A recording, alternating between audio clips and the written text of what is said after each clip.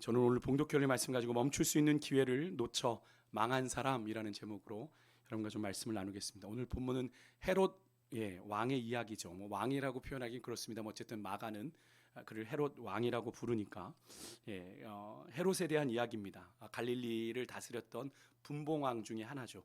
원래 이름은 헤롯 안티파스. 정확한 이름은 그 헤롯이 이제 예수님이 파송하신 제자들의 사역으로 예수님의 이름이 드러나게 되니까 그 소문이 이제 아름아름해서 헤롯에게 귀에까지 들어갑니다. 그러자 헤롯은 도둑이 재발저리듯 자신을 모함했다는 이유로, 자신을 책망했다는 이유로 자신이 죽이게 된 이 세례 요한이 다시 살아났다고 생각하기에 이르게 됩니다. 오늘 본문에 보면 세례 요한이 살아났다라고 하는 게 14절에도 16절에도 두 번 반복되고 있는 걸 보게 되는데, 그래서 오늘 본문 이 15절 이하의 내용은 이 14절보다 시점이 뒤로 갑니다. 그죠? 왜 헤롯이 자기가 죽인 세례 요한이 살아났다라고 생각하게 됐는지, 세례 요한을 죽이게 된 이야기가 나오게 되는 거죠. 세례 요한은 헤롯이 그의 동생 빌립의 아내 헤로디아를 아내로 취한 일을 공개적으로 책망을 했습니다. 이 일은 헤롯뿐 아니라 헤로디아에게도 아주 불쾌한 일이었죠. 사실 요즘에 뭐 우리나라도 대통령이나 대통령 영부인에 대한 그런 이야기를 하면 별로 좋은 인상을 받지 못하지 않습니까? 뭐 이런 민주주의 국가에서도 그러한 판인데, 그 당시에 그런 왕정 국가에서는 더더군다나 안 되는 일이죠. 이로 인해서 세례 요한이 죽임을 당하게 된 일이 오늘 본문의 내용입니다. 헤롯은 원래 이 나바티아 왕국의 아레타스 4세의 딸과 결혼을 했습니다. 그게 원래 원부인이에요. 근데 그녀를 버리고 자신의 형제의 딸이고 그의 동생 빌립의 아내인 이 헤로디아와 결혼을 한 겁니다. 원본처를 버리고 그것도 자기 동생의 부인을 빼앗은 거예요. 그러니까 세례 요한은 이 헤롯의 결혼을 반대했고 그로 인해서 이제 감옥에 갇히게 됩니다. 사실은 뭐 아마도 이 세례 요한이 그렇게 생각을 했던 것 같아요. 이런 헤롯의 행위가 레위기 20장 21절에 보면 이런 말씀이 있습니다. 누구든지 그의 형제의 아내를 데리고 살면 더러운 일이라. 그가 그의 형제의 하체를 범함이니 그들에게 자식이 없으리라 라고 하는 이 말씀, 이 레위기의 말씀을 위반했다라고 본 겁니다. 그래서 헤롯은 이 일로 인해서 사실은 누구도 사실은 환영받지 못했어요. 국외적으로는 그의 전 부인이 속한 나바티아 군대가 당장 헤롯을 침공해 오기도 했고요. 내부적으로는 지금 헤롯이 대놓고 지금 이 레위기의 율법의 말씀을 어긴 거잖아요. 그죠? 그러니까 유대인들의 심기를 아주 불편하게 만들었습니다. 그러면서도 지금 헤롯은 무엇을 쫓아간 겁니까? 자신의 육신의 정욕을 따라 그렇게 행동한 거죠. 여러모로 이 헤롯의 이 선택은 세례 요한에게 뿐만이 아니라 모두에게 쉽게 납득이 가는 그런 행동이 아니었다라는 것을 우리가 알 수 있는 장면이죠. 그로 인해서 19절에 보니까 이 사건의 당사자인 헤로디아 또한 이 세례 요한을 누구로 여기고 원수로 여기고 호시탐탐 그를 죽이고자 했지만 20절에 보니까 조금 독특해요. 헤롯이 비록 세례 요한의 입을 막기 위해서 지금 감금을 했던 상황이지만 헤롯에게도 이 세례 요한이 적잖이 부담스러운 인물이라는 걸 알 수 있습니다. 세례 요한이 상당히 영향력 있는 사람이었다는 걸 알 수 있는데 20절에 뭐라고 합니까? 우리 20절 같이 한번 좀 읽어볼게요. 같이 읽습니다. 시작. 헤롯이 요한을 의롭고 거룩한 사람으로 알고 두려워하여 보호하며 또 그의 말을 들을 때에 크게 번민을 하면서도 달갑게 들음이로라. 세례 요한의 말이 상당히 헤롯에게 영향력이 있었다는 걸 알 수 있죠. 헤롯이 요한을 의롭고 거룩한 사람으로 알고 두려워했다, 보호했다. 이 말은 헤롯이 보기에도 세례 요한은 정말 누가 보기에도 의로웠고 거룩함까지 느껴지는 뭔가 신령함이 보여지는 그런 사람. 그래서 자신과 같은 왕이지만 분봉 왕이지만 자신과 같은 사람도 감히 가까이 하기 어려운 그런 존재로 여겼다는 의미입니다. 그래서 이 갈릴리 지역을 다스리고 있는 이 헤롯도 그런 그의 말을 함부로 무시할 수가 없었고 그의 말에 어떻게 했대요? 몹시 번민했다라고 얘기를 합니다. 그런데 번민하다가 근심하고 갈등하다가 괴로움을 느끼다가 결국에는 어떻게 들었다? 달갑게 들었다.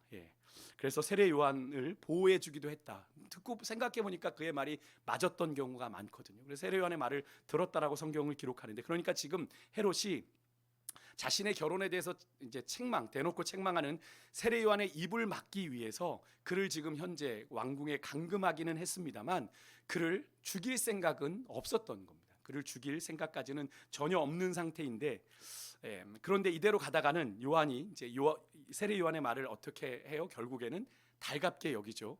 그러면 지금 이 헤로디와의 결혼을 어떻게 할 수도 있는 겁니까? 취소할 수도 있는 상황이 되는 겁니다. 안팎으로 시끄럽죠. 또 세례 요한이 그렇게 말하죠. 아, 이거 내가 그만해야 되는 건가? 그 상대인 헤로디아 입장에서는 어떻게 해요? 좌불안석. 불안한 거죠. 어떻게든 이 세례 요한의 입을 막고 죽이는 게 여러모로 지금 이 헤롯과의 이 상황을 유지할 수 있겠다라고 생각을 하고 있는 건데, 어쨌든 헤롯은 20절의 말씀대로 세례 요한의 책망에 양심의 찔림을 느끼며 괴로워하긴 했습니다. 참 이례적인 표현인 것 같은데, 괴로워했지만 딱 거기까지였다라는 거예요. 딱 거기까지. 괴로워했다는 것까지, 번민했다는 것까지. 그의 결정적인 문제는 그런 괴롭고 그런 번민함에도 불구하고 자신의 행실을 돌이키지 않았다라는 겁니다. 그냥 괴로워하는 것까지만, 내가 왜 그랬을까라고 하는 그 괴로움까지만 머물렀다는 거죠. 사실 세례 요한이 책망을 했지만, 표면적으로는 세례 요한이 한 거지만 궁극적으로는 하나님이 세례 요한의 입을 통해 헤롯을 책망하시고 그의 양심을 괴롭게 하심으로 그가 돌이킬 수 있는 기회를 하나님이 그에게 주신 건데, 헤롯은 그런 구원의 기회를 잡지 못하고 오히려 아무 죄도 없는 의로운 사람 세례 요한을 결국에는 죽음으로 내몰아 버리고 마는 안타까운 일을 저지르고 말게 되는 것을 우리가 보게 되는데요. 여러분, 이런 헤롯의 모습이 혹시 여러분과 저의 모습 같지 않으십니까? 저는 이 본문의 말씀을 묵상하면서 그래, 우리가 하나님의 말씀을 들으며 우리의 마음에 부딪혀짐이 있고 우리의 마음에 깨달음이 있으면 거기에 반응해야 되는데, 그래, 우리가 예배를 드리고 가면서 오늘 은혜 받았어. 근데 은혜 받은 걸로 딱 끝인 거예요. 오늘 은혜 받았어. 여기까지. 내가 마음이 참 번민했는데 이제 성전문을 나가면서 좋은 말씀이야. 그러고 끝나는 거예요. 내 삶에 그 말씀을 구체적으로 적용하지 않는 겁니다. 그 말씀이 내 삶에 영향력을 주지 못하는 거예요. 여러분, 죄를 깨닫는 것으로 끝나면 안 됩니다. 죄를 깨닫는 것으로 끝나면, 제가 지난 수요일에도 말씀드렸죠. 하나님께서 죄를 깨닫게 하실 때, 죄를 인식하게 하실 때는 무슨 의미다? 하나님이 돌이킬 기회를 주시는 거다. 미처 보지 못했던 죄가 생각나고 떠오르게 하시는 것은 너 그 죄를 내 앞에서 해결해야 돼, 회개해야 돼 라고 말씀하시는 거죠. 지금이 회개할 때라고 마음을 번민케 하시는 거예요. 근데 그것을 그냥 그렇지, 내가 회개해야지 라는 것으로 달갑게만 여기고 결정적으로 여러분 행동으로 돌이키지 않으면 아무 소용이 없다라는 거예요. 우리가 회개를 자꾸 착각하게 되는 게 마음의 찔림을 받는 것으로 회개라고 생각을 하는 겁니다. 그죠? 마음의 찔림을 받고 하나님 잘못했습니다라고 얘기하는데 여전히 죄의 자리에 머물러 있는 것 회개입니까? 아닙니까? 아닙니다. 아닙니다. 그것은 회개가 아니에요. 하나님의 온전한 회개는 하나님 앞에 회개하고 잘못을 구했으면, 그것을 청산했으면 그 자리에서 떠나야 온전한 회개입니다. 그런데 그 자리에 그대로 머물러 있다? 그것은 온전한 회개가 아닙니다. 근데 우리 많은 그리스도인들이 그렇게 착각을 해요. 그렇게 생각을 합니다. 내가 하나님 앞에 회개하면 되지 뭐. 한 번쯤 눈 딱 감고 이 죄 짓고 회개하지 뭐. 이렇게 하나님하고 이런 생각을 하는 분들이 의외로 생각보다 많습니다. 여러분, 오늘 본문의 헤롯을 보십시오. 분명히 멈출 기회가 있었어요. 그의 죄를 중단할 수 있는 기회가 있었습니다만 그의 욕심에 이끌려 멈추어야 할 때 멈추지 못하고 죄를 향해 더욱 맹렬하게 달려가게 된 겁니다.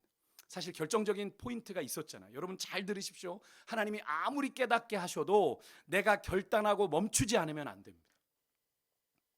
번민만 해도 안 되고요. 하나님의 말씀을 내게 달갑게, 그렇지, 내게 참 필요한 말씀이야, 내가 들어야 될 말씀이야 라고 달갑게 여기는 것만 해도 안 됩니다. 그 말씀이 내게 달갑게 여겨지신다면 그 자리에서 멈춰야 돼요. 그 자리에서 멈춰야 돼요. 그것이 바로 하나님이 여러분의 마음에 번민하게 하신 이유거든요. 번민하게 하신 이유거든요. 오늘 이 밤에도 하나님이 여러분을 번민하게 하시는 것 혹시 있으십니까? 번민의 뜻이 뭔지 아시죠? 사전적으로 찾아보니까 마음이 번거롭고 답답하여 괴로워하는 것을 말하더라고요. 여러분, 하나님께서 우리 마음 가운데 뭔가 번거롭게 하고 또 답답하게 하고 괴롭게 하시는 그 무엇이 생각나십니까? 여러분, 하나님께서 오늘 그렇게 하시는 것이 있다면 여러분 멈추라는 신호예요. 멈추라는 신호입니다. 영적 스탑 신호예요.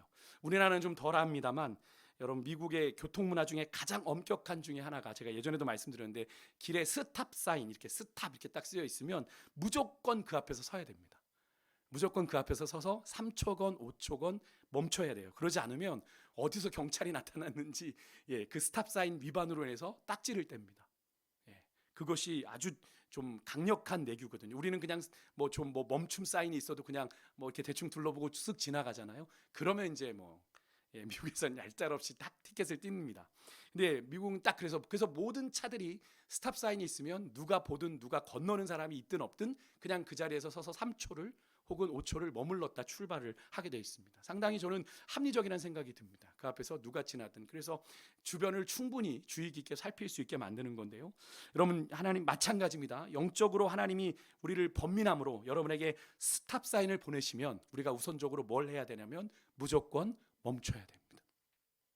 무조건 멈춰. 그래야 죄를 향해 내 욕심을 따라 정신없이 달려가던 그 발걸음 잠시라도 멈출 수 있고요. 그렇게 우리가 그 가운데서 번민하다 그 죄를 청산하게 되면 여러분, 하나님이 우리에게 준비되신 하나님의 응답을 경험하게 되는 거예요. 여러분, 죄가 우리에게 끼치는 영향력이 상당히 크다는 것 아시죠? 우리가 잘 아는 이사야 59장 2절의 말씀 우리 화면을 보고 한번 읽어보겠습니다. 같이 읽습니다. 시작. 오직 너희 죄악이 너희와 너희 하나님 사이를 갈라놓았고 너희 죄가 그의 얼굴을 가리어서 너희에게서 듣지 않으시게 함이니라. 아멘. 여러분, 죄가 하나님과 우리 사이에 있으면 우리가 아무리 간구해도 응답되지 않아요. 왜요? 그 죄가 하나님의 얼굴을 가리어서 우리의 어떤 간구도 듣지 않으시게 만들거든요. 여러분, 우리가 그렇게 기도하는데 여러분, 분명히 하나님의 뜻인 것 같은데 여러분, 응답이 없습니까? 여러분 안에 해결되지 않은 죄의 문제가 있을지도 몰라요. 하나님의 얼굴을 가리는 그 죄의 문제가 있어서 우리가 그렇게 간구하는데 듣지 않으시게 하는 겁니다. 여러분, 죄를 절대로 가볍게 여기고 그래서 오래 방치되면 안 되는 존재가 바로 죄예요. 우리에게 아무리 가볍게 보이는 그 죄도요, 우리와 하나님 사이를 갈라놓아 우리의 간구를 듣지 않으시게 하는 기도의 결정적인 방해물이 될 수 있습니다. 여러분, 오늘 이 밤 한 주간을 우리가 좀 살아오면서 한 주간의 삶을 좀 정리하는 시간인데, 우리가 육체의 욕심을 따라 살아가느라 또 세상의 풍조를 정신없이 따라가느라 하나님의 뜻인 줄 알면서도 우리가 외면하고 거스른 채 이게 분명 죄인데 아닌데 가서는 안 되는 길인데 라는 것을 알면서도 그냥 외면하고 방치한 채 살아온 시간들이 우리에게 분명히 있죠. 여러분, 오늘 이 밤 그것을 우리가 인식하고 깨닫는 것으로, 그것을 가지고 번민하는 것으로 우리가 끝나지 않았으면 좋겠고, 오늘 철저하게 하나님 앞에 우리가 그것을 회개하고 돌이키는 은혜가 있으시기를 주의 이름으로 축복합니다. 그래야 하나님의 구원이, 하나님의 응답이 우리에게 임하게 되는 거예요. 다시 본문으로 돌아서 헤롯은 원치 않았지만 세례 요한을 자기 손으로 죽일 수밖에 없는 결정적인 사건을 마주하게 되죠. 그의 생일 잔치에 춤을 춘 이 헤로디아의 딸에게 어떤 요구든지 들어주겠다, 심지어 나라의 절반이라도 달라면 주겠다라고 하는 조금은 파격적인 이야기를 합니다. 그냥 술김에 허세를 부린 것 같다라는 생각이 들면서도 그렇게 허세만은 아닌 것이, 헤롯이 이 여성에 대한 집착이 상당히 있는 것을 우리 헤로디아의 경우에서 우리가 좀 느낄 수 있는데, 당시에 헤롯은요, 그의 생일 잔치에 온 사람들, 갈릴리에 아주 내노라는 유지들은 다 모아놓은 그 자리에서 헤로디아의 딸이 그 자리에 모인 헤롯과 모든 사람들을 기쁘게 했다라고 성경이 기록하는데, 여러분, 여기서 기쁘게 했다라고 하는 게 그냥 재롱잔치 보고 어이구 그래 아이고 이뻐라 이렇게 재롱잔치 했다는 그런 의미가 아닙니다. 단순한 즐거움이 아니라 여기에는 성적인 의미가 담겨 있어요. 성적인 관심, 만족을 표현했다는 겁니다. 그 모인 헤롯과 거기에 모인 사람들이 이 헤로디아의 딸의 이 춤을 보고 성적인 매력을 느꼈다는 거예요.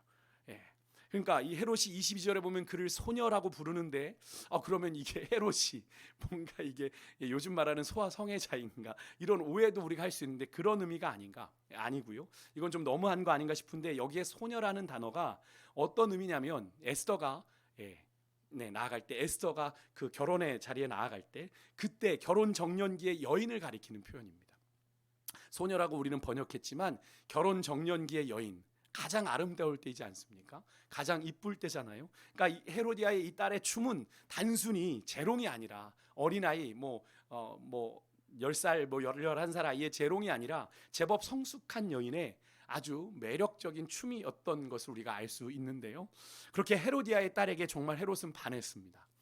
나라의 절반이라도 주겠다고 맹세하면서 그의 소원을 묻는 건 언뜻 보면 왕이 술김에 허세를 부린 것처럼 보이기도 합니다만 그렇지 않은 것이 헤롯이 그 소녀가 나라의 절반이라도 요구하기를 어쩌면 원했을지도 모르겠다라고 생각을 해보게 되는데, 나라의 절반을 요구한다는 건 곧 무엇을 의미하냐면 헤롯의 왕비가 되는, 왕비의 자리를 달라는 뜻일 수 있고, 그 소녀를 헤롯이 뭐로 삼기를 원한다는 의미인 거예요.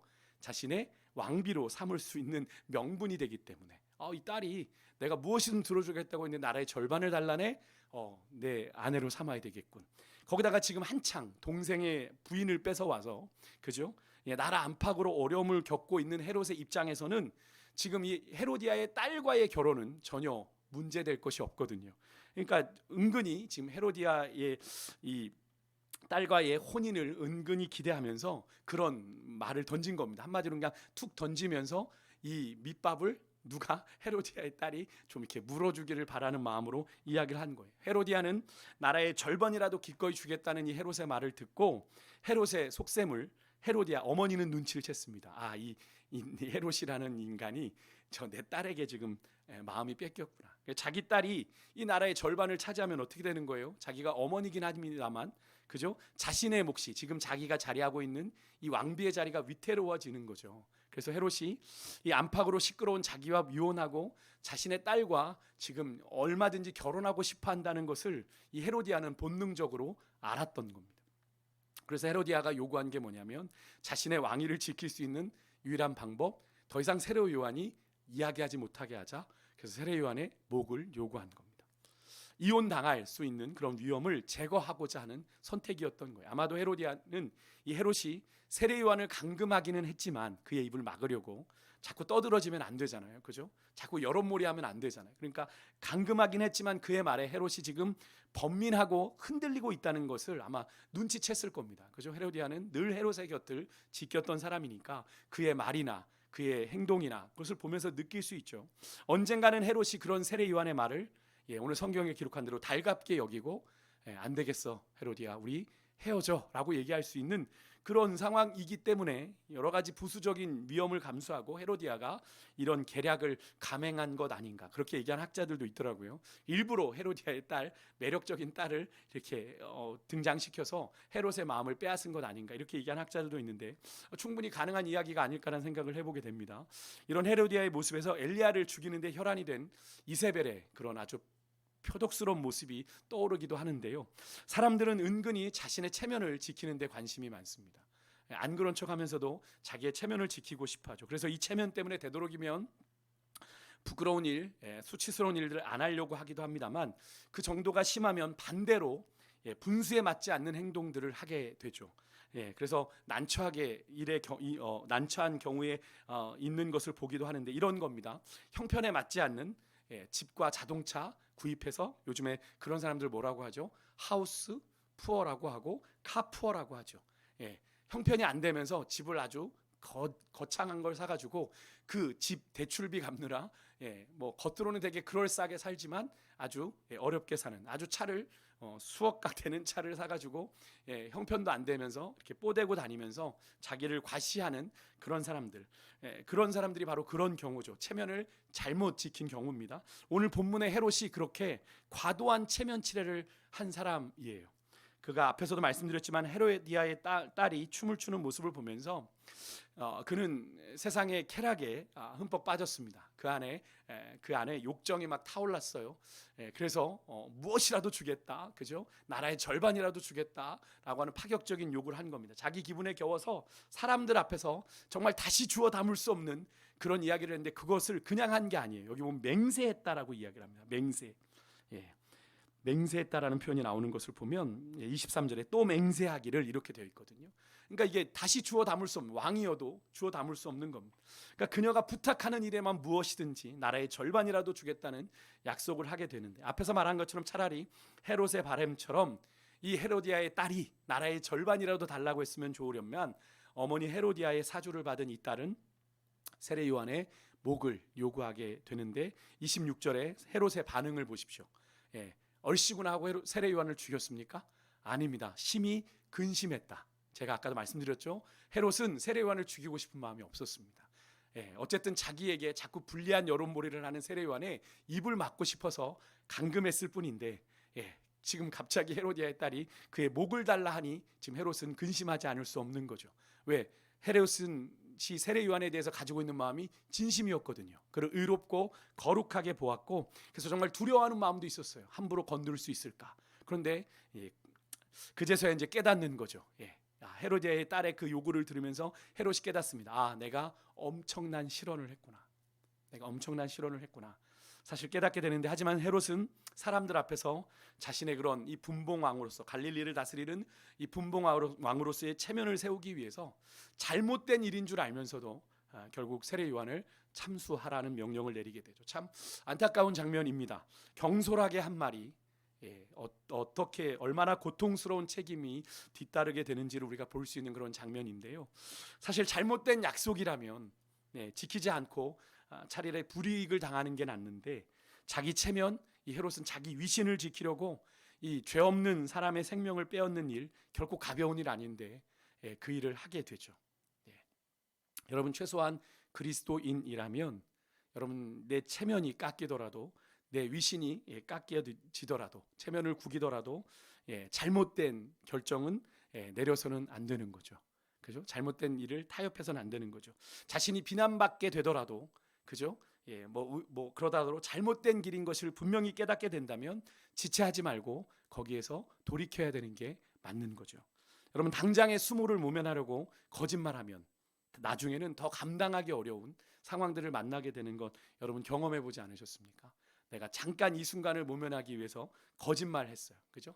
그래서 거짓말하면 가볍게 넘어갈 수 있을 거라고 생각했는데, 그 문제가 그렇게 풀려지는 게 아니라 그 거짓말로 인해 더 큰 상황을 만나게 돼서 더 큰 수모와 체면을 구기는 일을 당하게 되는 걸 우리가 보게 되는데, 여러분, 체면을 구기고 위신이 꺾이더라도 당장 수모를 당하는 것이 훨씬 낫습니다. 그게 그리스도인의 정직이라고 저는 생각을 하는데요. 헤롯처럼 한 나라의 왕이면서도 자신의 체면보다 하나님을 더 의식하고 살았던 사람이 있죠. 누굽니까? 다윗이라고 하는 인물입니다. 오늘 이 헤롯을 묵상하면서 다윗이라는 인물이 떠올랐는데, 그가 어떻습니까? 너무나도 부끄러운 책망을 받죠. 자신의 부하의 아내를 빼앗고 또 그 부하를 살인교사한 그 죄를 나단 선지자를 통해서 책망받고, 그죠? 깨닫게 되고, 그를 바라보는 신하들의 눈을 의식하지 않고 그 나단 선지자 앞에 엎드려 자신의 죄를 인정했던, 다윗에게는 왕의 체면보다 뭐가 중요했습니까? 하나님의 말씀이 그에게 더 중요했기 때문에 그랬던 거죠. 어쩌면 그런 다윗의 모습이 신하들에겐 상당히 충격적인 장면이었을 텐데, 다윗은 그런 거 중요하지 않았습니다. 자신의 체면, 위신 중요하지 않았습니다. 하나님의 말씀이 그에겐 더 중요했습니다. 여러분, 그래 우리가 하나님의 말씀에 순종하기 위해서는 우리의 자존심, 우리의 체면을 내려놔야 하는 순간이 있습니다. 여러분, 당장 우리의 자존심과 체면이 무너지더라도 우리가 오직 하나님의 말씀을 따르는 것이 진정 복된 길이고, 우리가 진정으로 하나님의 사람답게 사는 길임을 여러분 결코 잊지 않으셨으면 좋겠습니다.